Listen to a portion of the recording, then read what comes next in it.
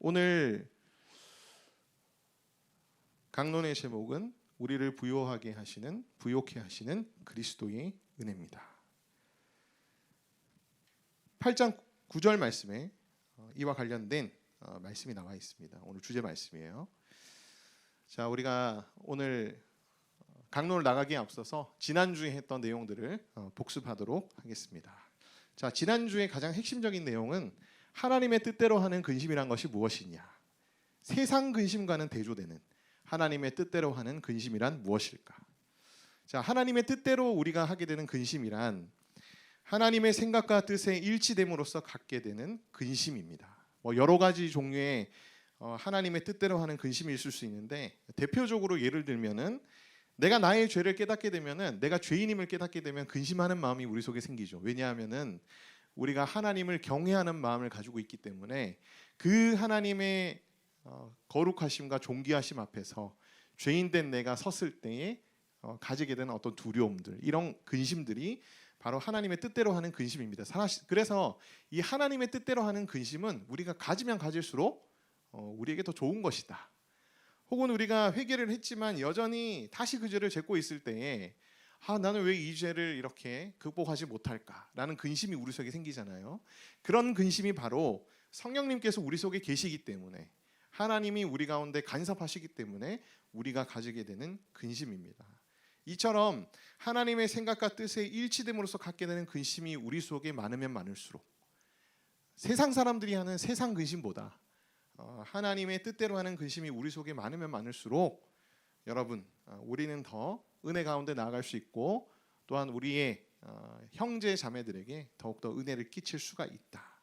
사도 바울은 하나님의 뜻대로 근심하게 된 고린도 교회 성도들을 향해서 너희가 근심함으로써 내가 위로를 얻었고 기쁨을 얻었고 안심하게 되었다라고 얘기합니다.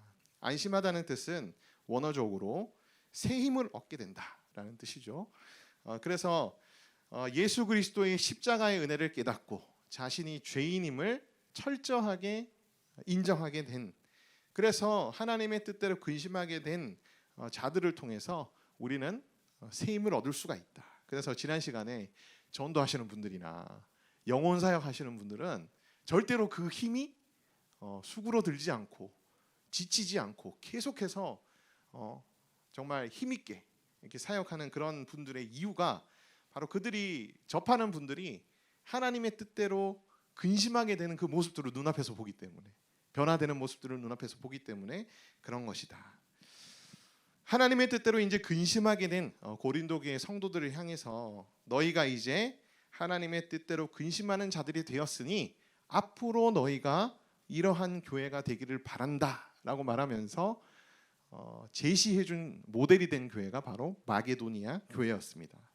마게도니아 교회는 하나님의 은혜를 받았고, 그 다음에 자신들이 가진 것이 별로 없음에도 불구하고 예루살렘 교회를 섬기기 위해서 자신의 모든 것들을 힘을 다해 내어놓았던, 자진해서.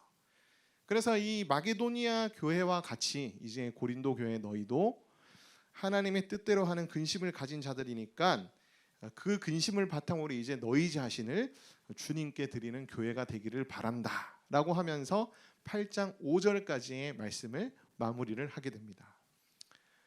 이어서 이제 6절부터 우리가 함께 나눌 텐데요. 자, 이 6절부터는 이제 고린도 교회가 지금 마게도니아 교회나 로마 교회나 여러 교회들이 예루살렘 교회를 위해서 지금 벌이고 있는 이 구제 운동, 모금 운동에 고린도 교회가 이제 동참하기를 바라는 마음을 담아서 좀 더 구체적으로 사도 바울이 권면하는 말씀들이 기록이 되어 있거든요. 6절 말씀, 7절 말씀에도 보면 그러므로 우리가 디도를 권하여 그가 이미 너희 가운데에서 시작하였은즉 이 은혜를 그대로 성취하게 하라 하였노니 오직 너희는 믿음과 말과 지식과 모든 간절함과 우리를 사랑하는 이 모든 일에 풍성한 것 같이 이 은혜에도 풍성하게 할지니라. 자, 10절 말씀을 보면 제가 뒤로 좀 넘겨서, 자, 이 일에 관하여 나의 뜻을 알리오니 이 일은 너희에게 유익함이라. 너희가 1년 전에 행하기를 먼저 시작할 뿐만 아니라 원하기도 하였은즉. 자, 이 일이라는 것은 예루살렘 교회, 극심한 가난과 고통 중에 있었던 예루살렘 교회를 위해서 이방 지역에 있던 교회들이 이제 모금 운동을 하고 있었거든요. 구제를 위해서.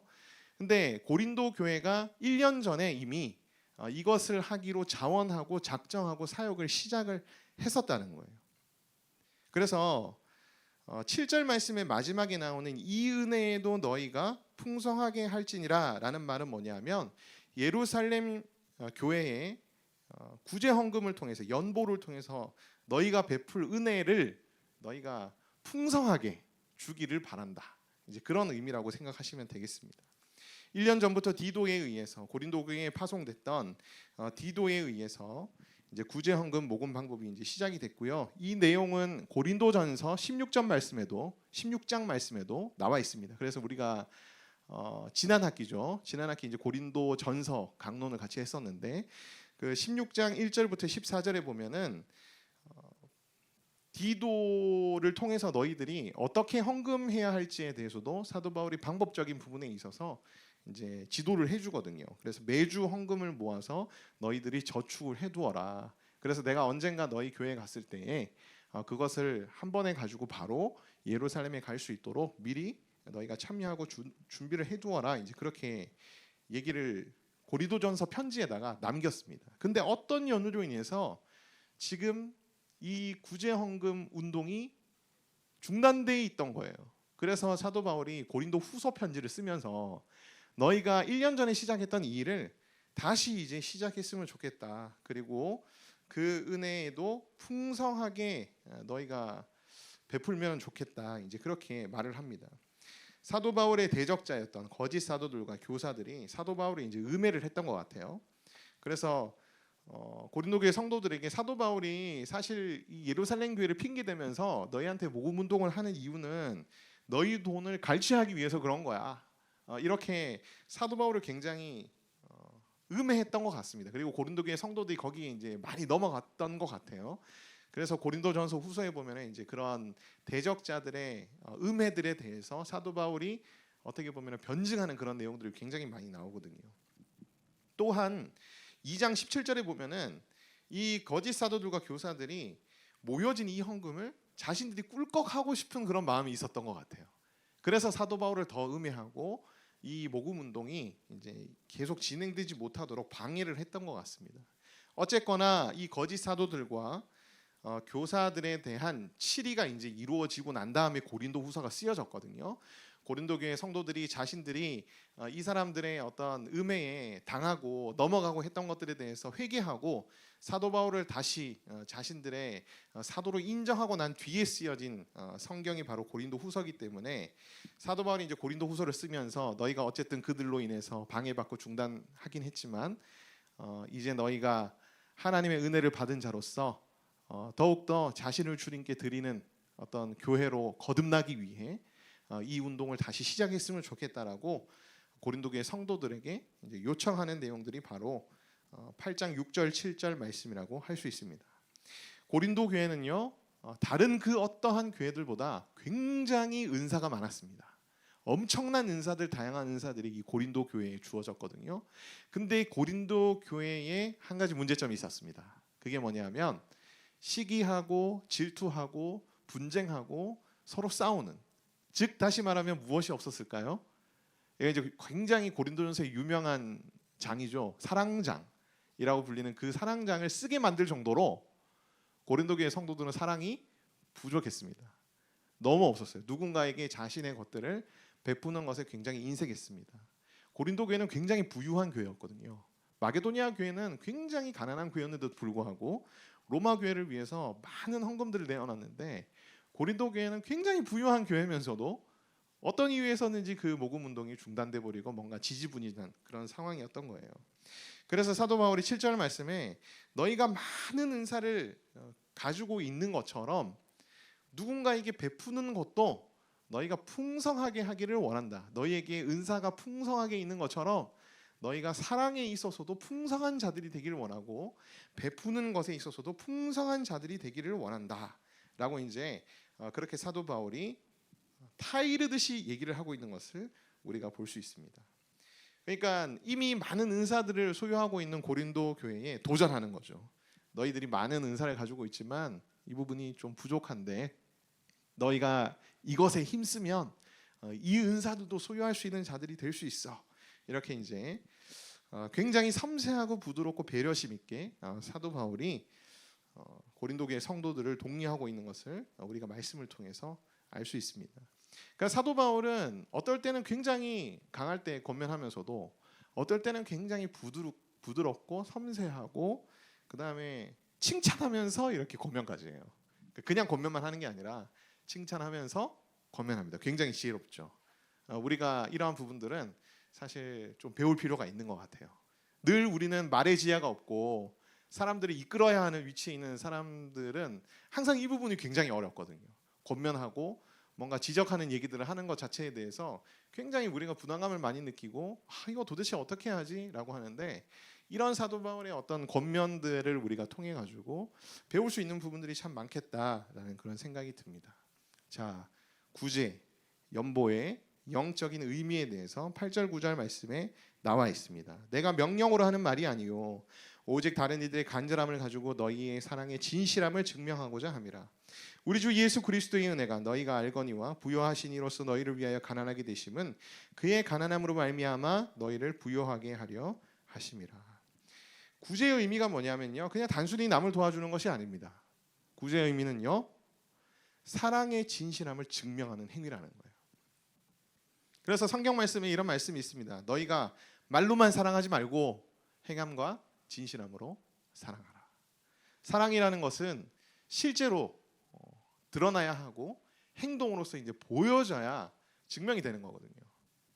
말로만 사랑한다 하는 자들이 되어서는 안 된다는 그런 사도 바울의 가르침이 담겨 있는 그런 말씀이기도 합니다. 그래서 우리가 사실 얼마나 누군가를 사랑하고 있는가는 내가 얼마나 베푸는 행동을 하고 있는가와 거의 정비례 관계에 있다라고 이제 여러분들이 생각하시면 될 것 같아요.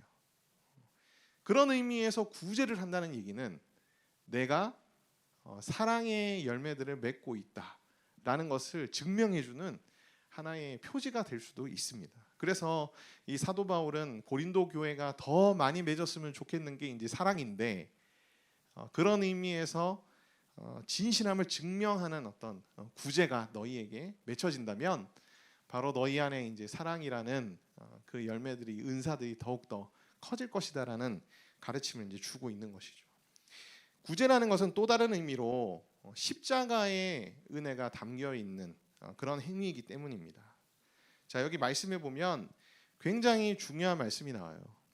자, 우리 주 예수 그리스도의 은혜를 너희가 알거니와 뒤에 나오는 내용은 우리 주 예수님께서 베푸신 은혜라는 겁니다.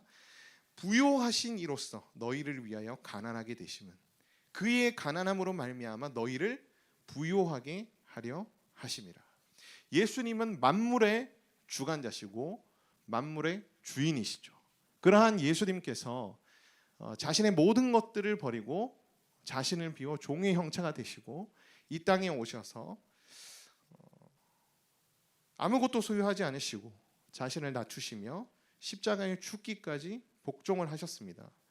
이런 그리스도의 비하, 신학적 의미로는 신학적인 용어는 비하라고 부르는데 그리스도의 낮아짐이죠. 이런 그리스도의 낮아짐을 지금 사도 바울이 부요함과 가난함으로 지금 표현을 하고 있는 거예요. 그러니까 훨씬 더 어떻게 보면 구제와 연보, 헌금을 독려하는 입장에서 이 십자가의 은혜의 원리가 잘 다가올 수 있도록 이제 이 십자가의 은혜를 부요함과 가난함이라는 단어를 통해서 사도 바울이 전달을 해주고 있는 것입니다. 그가 가난해짐으로써, 그가 낮아짐으로써, 그가 자신의 모든 것들을 내어놓음으로써, 주님께 자신을 드림으로써 우리가 부요하게 되었다라고 말합니다. 예수님의 낮아짐과 비천하심을 통해서 우리는 구원받은 것이죠. 아멘. 그리고 만물을 소유하신 자의 상속자가 되었다라고 성경은 얘기하고 있습니다. 그래서 사실은 지금 내가 현재 가진 어떤 물질들은 뭐 별로 없을지라도 여러분 사실 우리는 하나님의 아들들로서 만물의 상속자이거든요. 그래서 아직 여러분들의 손에 주어지진 않았지만 나 같은 사람 없어. 내가 이 세상에서 제일 풍족한 사람이고 부유한 사람이야라는 그런 마음과 넉넉함을 여러분들이 소유하시면 좋을 것 같아요. 그리고 하나님이 우리에게 주시는 것들은 단순히 물질만이 아니죠. 영적인 것들도 굉장히 많고 또 물질적이지 않은 복들도 굉장히 많기 때문에 우리가 조금 더 범위를 넓혀서 우리가 하나님으로부터 받은 복들을 생각해 본다면 이미 우리에게는 차고 넘칠 만한 복들이, 풍족함이라는 단어가 부족할 정도의 그런 넘치는 하나님의 선물들이 이미 우리 속에는 참 많이 있다는 것을 우리가 좀 기억했으면 좋겠습니다. 이것이 바로 십자가의 은혜이고, 너희가 너희의 것을 베풀므로써 부요한 너희가 가난해지는 길을 향해 가는 것이 바로 십자가의 길을 걸어가는 것이다 라고 사도 바울이 지금 얘기를 하고 있는 것이죠. 은혜라는 것은 자격 없는 자에게 값없이 주는 선물이 은혜입니다. 우리는 구원받을 만한 자격이 없는 자들인데 하나님께서 우리를 사랑하셔서 구원의 은혜를 베풀어 주셨죠. 그것이 바로 은혜거든요. 그래서 우리가 누군가를 사랑하며 누군가에게 베풀 때에는요, 쟤는 이걸 받을 만한 자격이 있어, 이런 거 따지면 안 됩니다. 쟤는 사랑을 받을 만한 자격이 있어, 이런 거 따지면 안 됩니다. 그냥 그 존재를 사랑하는 거예요. 그리고 값없이 주는 선물입니다. 내가 대가를 치르는 것이죠. 내가 이것을 줌으로써 저 사람으로부터 뭔가를 받겠다라는 그런 보상 심리가 절대로 들어가면 안 되거든요. 이것이 바로 은혜에 담겨 있는 진리입니다. 여러분들이 하나님께서 여러분들에게 베풀어 주신 십자가의 은혜의 원리대로 여러분들이 누군가를 사랑하며 누군가에게 베풀 줄 아는 그런 사람들이 되기를 바라요. 근데 사도 바울이 이렇게 얘기합니다. 너희가 가난함으로 말미암아, 그의 가난함으로 말미암아, 예수님이 가난해짐으로 말미암아 우리가 부욕해 되었다라고 얘기하죠. 그래서 이 십자가의 길 따라 나도 가난해지는 길을 걸어가며 내 것을 이제 누군가에게 베풀고 구제하는 그런 삶을 살게 되면 우리가 또한 하나님의 부요함을 경험하게 된다는 그 진리가 바로 십자가의 은혜 가운데 담겨 있습니다. 저는 가끔씩 가다가 이제 현과 정혜영 컴패션에서 이제 활동하고 있는 현과 정혜영을 보면은 와, 세상의 모든 것들을 다 가지고 있는 사람 같은 느낌이 들 때가 참 많거든요. 사실 그들이 전 세계에 있는 어린이들을 위해서 내어놓은 것들은 이루 말할 수 없이 많습니다. 하지만 그렇게 많이 내어놓음에도 불구하고 누구보다 더 많이 가지고 있고 누구보다 더 부족함이 없는 듯 얘기하며 살아가고 있는 그런 모습들을 보면서 굉장히 이렇게 마음에 뭔가 감동이 올 때가 참 많거든요. 우리가 십자가의 은혜대로 누군가에게 베풀며 누군가를 이제 사랑하기 시작하면 하나님께서는 우리에게 현실적으로나 정신적으로나 영적으로 더욱더 부요함을 주실 줄 믿습니다. 아멘. 그래서 여러분, 사랑하기를 주저하지 마시고요, 베풀기를 주저하지 말기를 바랍니다. 그래야 여러분들이 하나님의 사랑을 진정으로 아는, 그리고 증명하는 사람이 될 수가 있다. 자, 10절 말씀, 11절 말씀, 12절 말씀 보겠습니다. 이 일에 관하여 나의 뜻을 알리오니 이 일은 너희에게 유익함이라. 너희가 1년 전에 행하기를 먼저 시작할 뿐 아니라 원하기도 하였은즉 이제는 하던 일을 성취할지니 마음에 원하는 것과 같이 완성하되 있는 대로 하라. 할 마음만 있으면 있는 대로 받으실 터이요 없는 것은 받지 아니하시리라.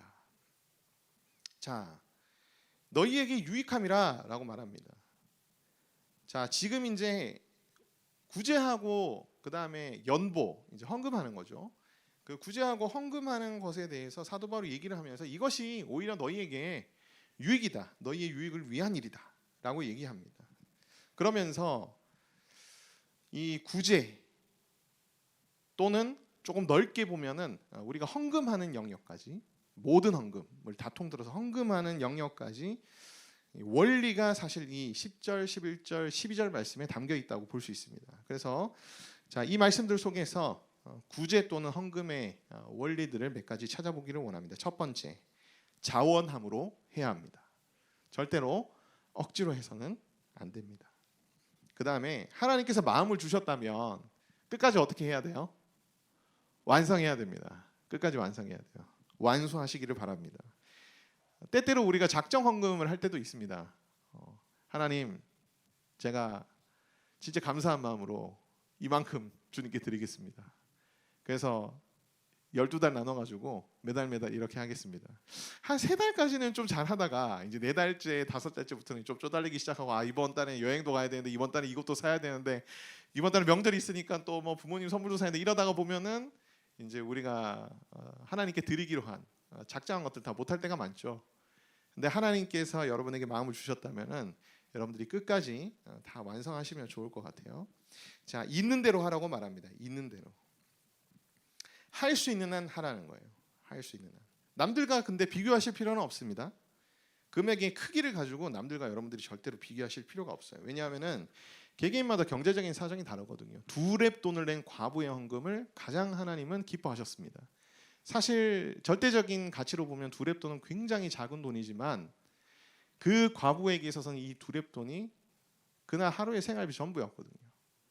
그렇기 때문에 하나님이 이 2렙 돈 낸 과부의 헌금을 정말 기쁘게 받으셨습니다. 그래서 할 수 있는 대로 여러분들이 하시길 바래요.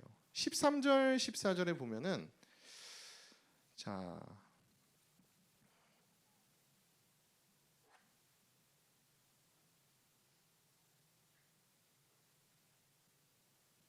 제가 잘못 적은 것 같은데.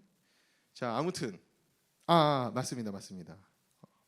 자, 13절 말씀을 보면은 이는 다른 사람들은 평안하게 하고 너희는 공고하게 하려는 것이 아니오라고 얘기하죠. 사도 바울은 너희가 있는 대로 하되 공고할 정도로 해서는 안 된다라고 얘기합니다.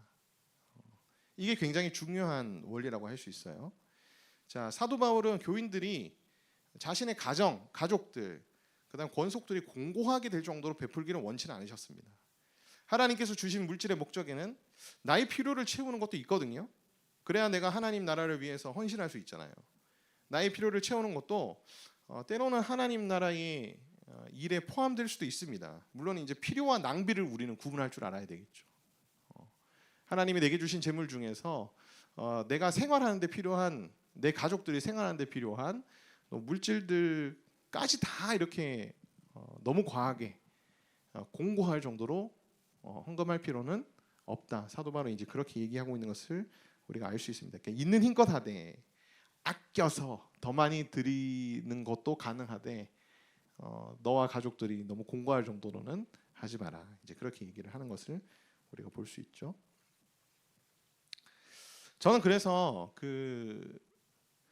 우리 교회의 관행들 중에 좀 안 좋은 관행인데요. 어떤 헌금의 하한선을 제시해 놓고 이거 이상은 반드시 헌금을 하세요라는 이런 관행들은 앞으로 좀 사라졌으면 좋겠다라는 그런 생각이 좀 듭니다.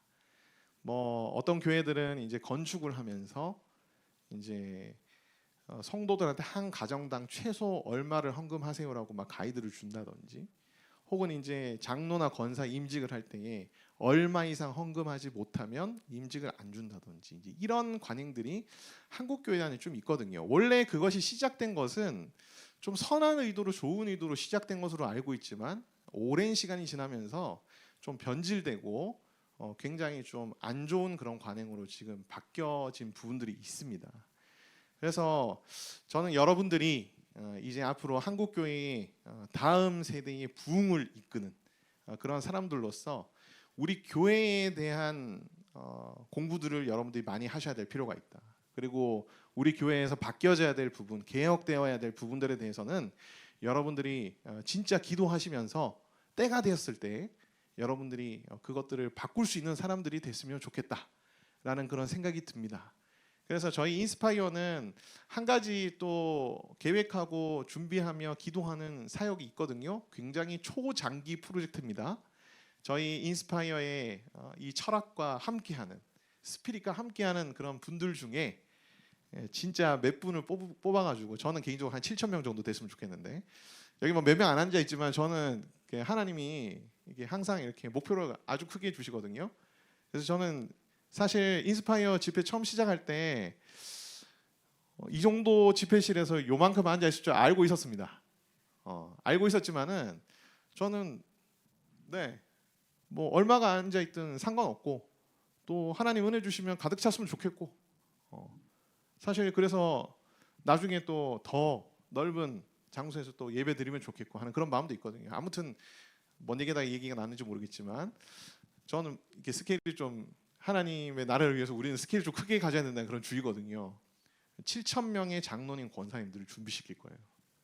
그래서 교회들마다 뭐 장로 임직을 하려면 얼마 이상 헌금해야 되고 이런 게 있는 교회들이 많이 있습니다. 실제로.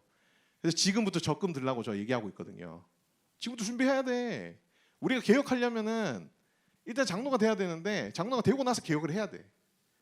여러분들 교회 리더십이 돼가지고 그걸 없애버려야 되거든요. 그러니까 우리가 준비를 해야 되는 거지.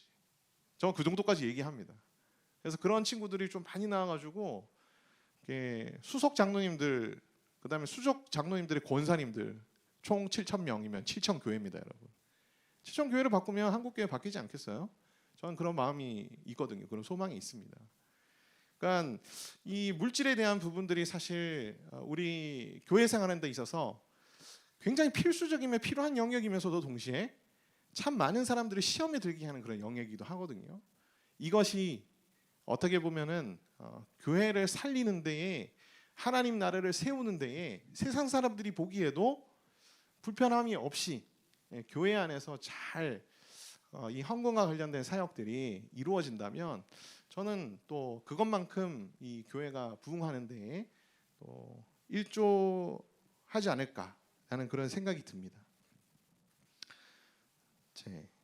제 개인적인 바람을 인스파이어의 사명에 담아 여러분에게 같이 나누는 시간이었습니다.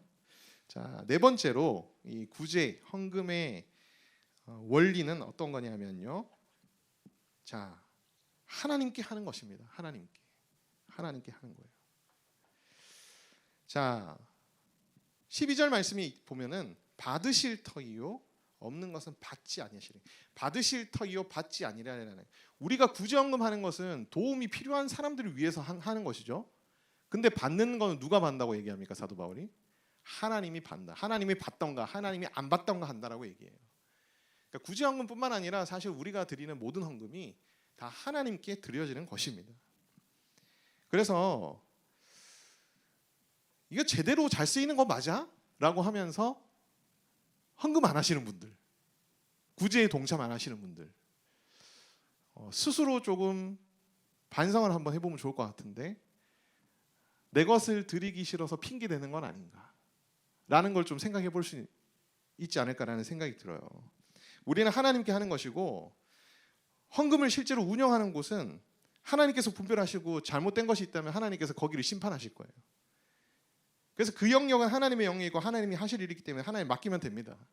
우리는 하나님께 드리는 마음으로 드리면 하나님이 받으시는 거예요. 그래서 여러분 있는 힘껏 여러분들이 하나님 앞에 물질로든 뭐로든 헌신하는 그런 분들이 되시면 좋겠습니다. 아유 또 저것도 교회에 헌금하라고 얘기하네. 그렇게 얘기할 수 있지만 저는 교회 소속된 사람 아닙니다. 뭐 인스파에 제가 헌금하라고 한 것도 아니에요. 여러분 다니시는 교회에 여러분 열심히 헌금하세요. 그리고 열심히 봉사하세요. 물론 여러분들이 교회 재정이 투명하게 잘 쓰여지고 필요한 것에 쓰여지고 있는지 이런 것도 관심을 가지고 여러분들이 적극적으로 재정 운영에 또한 참여를 해야 됩니다. 그것이 바로 우리의 책무이기도 하기 때문에 꼭 여러분들이 헌금에 있어서는 이 원리를 따라서 여러분 자신을 주님 앞에 드리는 그런 여러분 되시기를 소망합니다. 자, 구제의 목적이 이제 13절부터 나와 있는데요. 자, 여기 보면은 너희를 공고하게 하려는 것이 아니다. 아까 제가 말씀드렸던 것처럼 이제 사도 바울이 이 헌금을 너희에게 강요하는 것이고 자기가 갈취하려고 하는 것이다라고 그렇게 비난했던 거짓 사도들과 교사들의 음해를 이제 사도 바울이 의식하면서 지금 13절 말씀을 적는 거거든요. 나는 공고하게 하려는 것이 아니다. 다른 사람들을 평안하게 하기 위해서 하는 것이다. 평안하게 한다는 얘기는 뭐냐면 걱정에서 풀어주고 자유롭게 한다는 그런 의미예요. 균등하게 한다는 얘기는 평등과 동등함을 의미합니다. 자, 그래서 구제의 첫 번째 목적은 뭐냐면 다른 사람을 평안하게 하고 균등하게 하는 것이다 라는 것입니다. 이 말씀을 가지고 공산주의나 사회주의 이념을 지지하는 사람들이 있는데요. 그건 굉장히 잘못된 적용이에요. 공산주의나 사회주의는 인위적이며 강제적인 재산 분할과 공유를 지향하잖아요. 근데 사도 바울은 여기서 엄연히 뭐라고 얘기하냐면은 자원하여, 자발적으로 굉장히 많이 강조합니다. 그래서 이렇게 다른 사람들을 평안하게 하고 균등하게 하기 위해서 막 공산주의나 사회주의 이념이 필요하다 이렇게 얘기하는 것은 굉장히 잘못된 적용일 수 있어요. 자발적인 참여를 통해서 우리 주위에 있는 정말 경제적으로 어려운 그런 성도들뿐만 아니라 불신자들까지도 우리가 경제적인 도움을 좀 줄 수 있도록 그렇게 해야 한다. 평등 정도의 수준까지 우리가 도와줄 수 있도록 힘써 우리가 노력해야 된다. 그게 목표인 거예요. 목표. 자, 저는 이제 이 말씀을 좀 보면서 이것도 역시 이제 우리 인스파이어가 나중에 하고 싶은 운동 중에 하나입니다. 저는 좀 대형 교회에서 오래 사역을 했는데요. 저와 같이 이제 공부했던 전도사님들이나 목사님들, 지역 교회에 계신 분들, 지방에 계신 분들, 또 은퇴하신 목사님들 보면은 굉장히 경제적으로 어렵습니다. 정말로. 아직도 90%의 사실 목회자들은 하위 20%도 못 미치는 사례비를 받으며 살아가고 있는 분들이 굉장히 많으세요. 저는 나중에 이제 인스파이어가 좀 더 저변이 넓어지면은 이 사례비에 대한 사역자들의 급여에 대한 부분들도 좀 운동을 펼치고 싶은 마음이 있습니다. 여러분, 사역자들이 적어도 이 땅에서 살아가는 사람들의 평균 정도의 사례를 저는 받으면 좋겠다 싶은 생각이 들거든요. 기준을 제가 잡은 말씀 근거 구절이 바로 이 구절이에요. 중위소득이라고 얘기도 하고 평균 소득이라고 얘기를 하는데, 사역자들이 풍족하진 않지만 뭔가 생활의 염려를 가지고 사역하는 것이 아니라 오로지 자신의 모든 에너지를 하나님의 나라를 위해, 영혼들을 위해 쏟게 할 수만 있다면 저는 한국교회에 엄청난 부흥이 일어날 거라는 생각이 듭니다. 이것도 하나의 부흥의 요소일 수 있거든요. 그래서 이 부분도 우리가 좀 문제의식을 가지고, 여러분 아직 이제 청년들이고 뭐 교회에서 이제 목소리를 낼 수 있는 권한이 없긴 하지만 아직은, 그런데 우리가 문제의식을 가지고 고민하며 기도하며 사실 우리가 또 할 수 있는 노력들을 충분히 할 수 있지 않을까라는 그런 생각이 들어요. 교회에서도 이 사역자들의 사례에 대해서는 너무 아까워하지 않았으면 하는 그런 마음이 좀 있습니다. 자, 구제의 목적 두 번째는 뭐냐면 서로 풍족한 것으로 서로를 채워줄 수 있기 때문이에요. 경제적인 영역에 있어서의 풍족만이 아니라 다양한 영역에서의 풍족이 있을 수 있습니다. 그렇죠? 영적인 영역, 말씀의 영역, 뭐 은사의 영역들 많죠. 전문 사역자와 편식도 사역자의 관계를 우리가 예로 들면 돼요. 목회적이며 성경적인 영역을 전문 사역자들을 통해서 이제 채워주고, 그 다음에 전문 사역자들 경제적인 부분은 평신조들이 이제 좀 채워주는. 그래서 서로가 이제 시너지가 날 수 있는 것이 바로 이제 서로 풍족한 것으로 서로를 채우는 것이라고 할 수 있습니다. 또 하나는 내가 지금은 풍족하지만 언젠가는 결핍 가운데 있을 수 있거든요. 지금 내가 풍족할 때 채워줌으로써 내가 부족할 때 또한 도움을 받을 수 있는 것이 바로 이 구제의 원리 중에 하나입니다. 그래서 우리는 무엇보다 첫 번째는 교회 공동체 안에서 구제를 굉장히 열심히 해야 되고요. 교회 공동체 내의 멤버들을 위해서. 두 번째는 이제 사회에 가난하고 소외된 자들을 향해서도 우리가 구제를 열심히 해야 될 필요가 있다. 그러면서 사도 바울은 구제의 당위성에 대해서 만나를 예로 들어서 얘기합니다. 15절 말씀에 기록된 것 같이 많이 거둔 자도 남지 아니하였고 적게 거둔 자도 모자라지 아니하였느니라. 여러분, 이 출애굽기 16장 18절 말씀에 나오는 말씀을 이제 인용해서 사도 바울이 얘기하는데, 만나는요 내리고 난 다음에 하루가 지나면 어떻게 되죠? 썩어서 없어집니다. 그래서 막 엄청나게 많이 거둔 사람도, 쟁여놓은 사람도 다음 날 되면은 남은 게 다 없어져 버려요. 그러니까 지나치게 축적해봐야 다 썩어 없어지는 것이 물질입니다. 여러분, 뭐 돈 많이 쌓아놓고 죽을 때 다 가져갈 수 있습니까? 그렇지 않죠. 그리고 돈을 많이 벌었지만 다 잃은 사람도 주변에 정말 많이 봤습니다. 그렇지 않습니까? 그러니까 지나치게 축적해봐야 다 썩어 없어질 만나와 같은 것이 바로 물질이기 때문에 우리가 뭔가 풍요롭게 있을 때에 베푸는 삶을 사는 것이 굉장히 중요하다. 그리고 모든 재물은 하나님의 것이며 하나님이 우리에게 주신 것이기 때문에 하나님이 기쁘시도록 우리가 사용하는 것이 굉장히 중요하다는 것을 우리가 기억할 필요가 있습니다. 자, 16절, 17절, 18절, 19절 말씀. 자, 너희를 위하여 같은 간절함을 디도의 마음에도 주시는 하나님께 감사하노니 그가 권함을 받고 더욱 간절함으로 자원하여 너희에게 나아갔고 또 그와 함께 있는 그 형제를 보내었으니 그 사람은 복음으로서 모든 교회에서 칭찬을 받는 자요 이뿐 아니라 그는 동일한 주의 영광과 주의 원을 나타내기 위하여 여러 교회의 택함을 받아 우리가 맡은 은혜의 일로 우리와 동행하는 자라. 자, 구제의 당위성 두 번째가 뭐냐면 위임받았기 때문에. 위임받았기 때문에.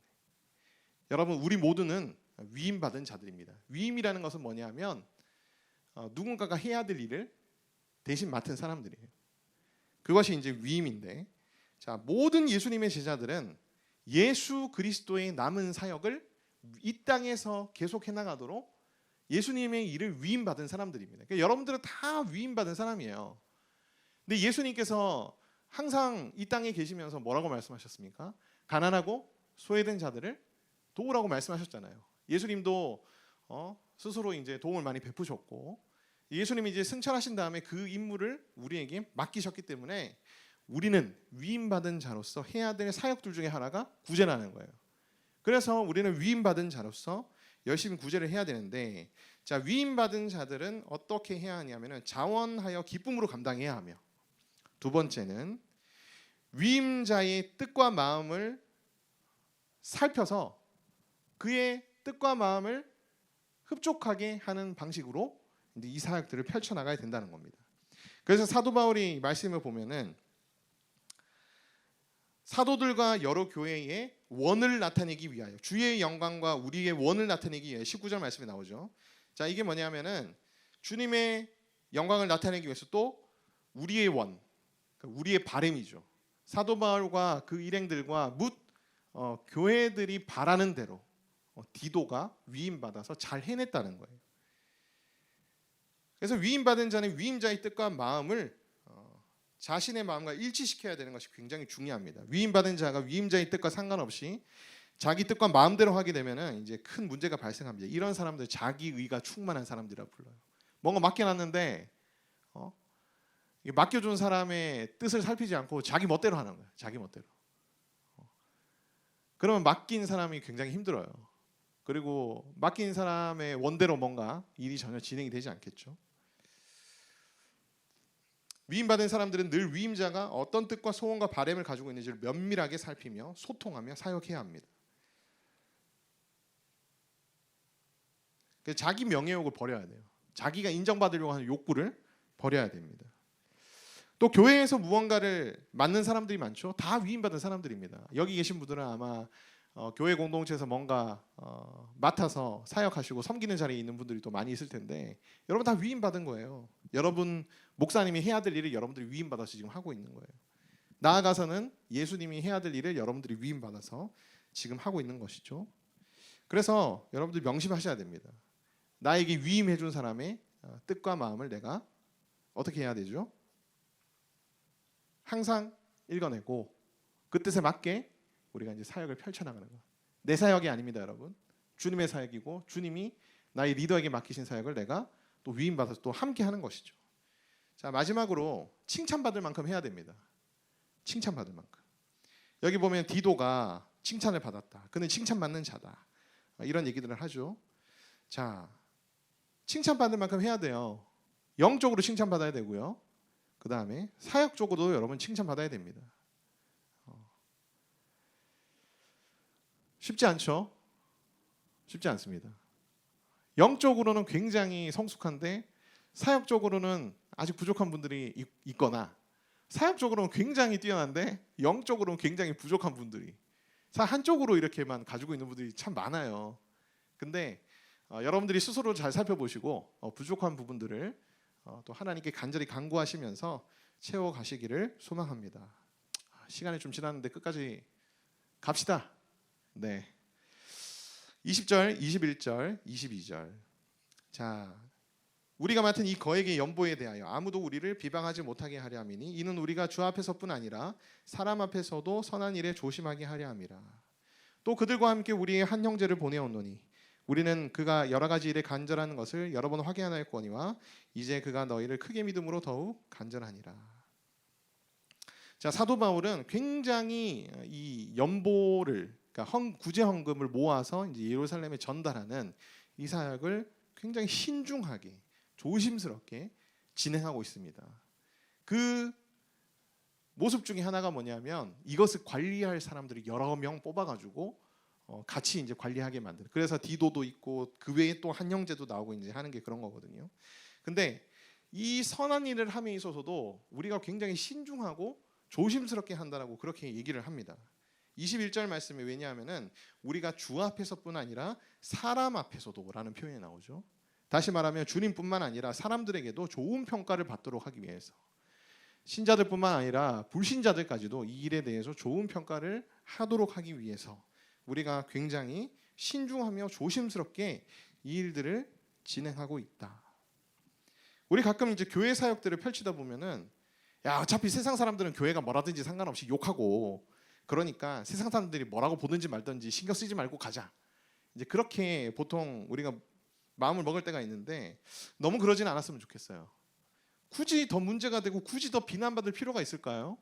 오히려 그들의 마음을 더 살펴서 이게 하나님의 영광을 드러내는 일이니까 하나님의 영광을 가리우지 않도록 또 믿음이 연약한 성도들의 마음이 다치지 않도록 조심스럽고 신중하게 또 지혜롭게 진행하는 것이 굉장히 중요합니다. 그래서 위임받은 사람들에게 필요한 능력 중에 하나가 뭐냐면요, 상대방의 생각과 감정을 읽어내는 공감 능력이 굉장히 중요합니다. 내가 이렇게 말했을 때, 내가 이렇게 행동했을 때 이 사람이 어떻게 생각할 수 있으며 어떤 마음을 가질 수 있을까에 대해서 여러분들이 읽어낼 줄 알아야 돼요. 그래야 여러분 지혜로움이 생기고 그럴 때에 위임받은 여러분들의 사역들을, 예수님의 사역이죠, 예수님의 사역을 위임받은 그 사역을 여러분들이 잘 해낼 수가 있습니다. 여러분 꼭 기억하시길 바라요. 자, 그리스도의 영광이자 마지막입니다. 자랑이 되라. 디도로 말하면 나의 동료여, 너희를 위한 나의 동역자여, 우리 형제들로 말하면 여러 교회의 사자들이요 그리스도의 영광이니라. 그러므로 너희는 여러 교회 앞에서 너희의 사랑과 너희에 대한 우리의 자랑의 증거를 그들에게 보이라. 자, 디도는 뭐 동역자요 교회의 사자들이요 나오지만 저는 마지막에 있는 그리스도의 영광이니라. 엄청난 표현이지 않습니까? 디도는 그리스도의 영광이니라. 우리 구주 예수님의 영광스러움을 충실하게 드러내는 거룩한 사람이었다는 거예요. 그러니까 예수님을 항상 드러낸 거예요. 자기를 드러낸 게 아니라 예수님을 항상 드러내고 자기 자신이 뭔가 떳떳하니까 예수님을 또 드러낼 수 있는, 자기 자신이 떳떳하면 예수님 못 드러냅니다. 왜냐하면 예수님 욕먹으니까. 아이고 너 같은 놈이 무슨 예수님이라고 욕먹으니까. 그만큼 이제 떳떳하면서도 자기를 드러내는 것이 아니라 예수님만을 드러내는 그런 사람이라는 거죠. 저는 그렇게 좋은 아빠는 아닌데 뭐 제가 이제 교회에서 사역하고 그런 것들을 저희 아이들이 어렸을 때 보면서 좀 좋게 생각했던 것 같아요. 그래서 막 그 학교에서 어릴 때 친구들끼리 막 우리 아빠는 뭐해, 우리 아빠는 뭐해 이럴 때 이제 저희 아이들은 이제 우리 아빠는 목사야, 우리 아빠는 전 세상 재산을 다 가지고 있어. 막 제가 이제 그렇게 얘기했거든요. 하나님의 모든 것이 있고 아빠는 하나님의 일꾼이고 그래서 하나님의 모든 것이 내 것이야 이렇게 얘기를 했더니 아이들이 실제로 학교 가지고 그걸 그렇게 얘기를 하는 거야. 되게 저는 쪽팔렸습니다. 하지만 우리 아이들은 그렇게 얘기를 할 때 되게 마음이 되게 좋았어요. 아빠도 아빠지만 하나님의 영광을 그렇게 드러낼 수 있다는 것이 되게 저도 뿌듯했거든요. 뭐 우리의 어떤 모습들이 굉장히 부족하지만 그래도 그리스도의 영광을 우리가 드러내는 그런 사람들이 됐으면 좋겠다. 고린도 교회의 사도 바울이 요청합니다. 우리의 자랑의 증거를 그들에게 보이라. 다시 말하면 너희가 우리의 자랑이 되라. 하나님의 교회의 자랑이 되라. 예수 그리스도의 자랑이 되라는 그런 표현이거든요. 모든 그리스도인들뿐만 아니라 세상 사람들도 인정할 만한 인격의 소유자가 된다면 여러분, 하나님은 여러분들을 굉장히 자랑스러워하실 거예요. 여러분들이 그리스도의 자랑이 될 겁니다. 도덕적이며 이타적이며 배려심 많으며, 또한 세상 사람들은요 구제 열심히 하는 사람들 되게 좋게 보거든요. 많이 여러분 구제하세요.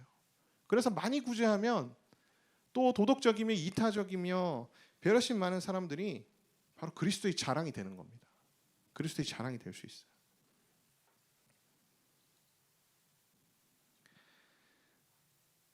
디도처럼 여러분들도 그리스도의 영광이자 그리스도의 자랑이 되기를 간절히 소망합니다. 결론이에요. 자, 예수 그리스도의 십자가 은혜를 우리가 깊이 깨닫기를 원합니다. 그것을 통해서 우리의 삶에 예수님의 십자가의 은혜의 원리대로 우리가 사람들을 대하며 또 사역하는 그런 자들이 되기를 바랍니다. 베푸는 자들이 되기를 원하고요. 하나님께 위임받은 자들로서 여러분들이 이 위임의 원리들을 잘 이해하시고 적용하셔서 하나님의 뜻대로 하나님의 마음대로 여러분들이 위임받은 사역들을 감당하시기를 바랍니다. 그리스도의 영광이 되시고 그리스도의 자랑이 되십시오.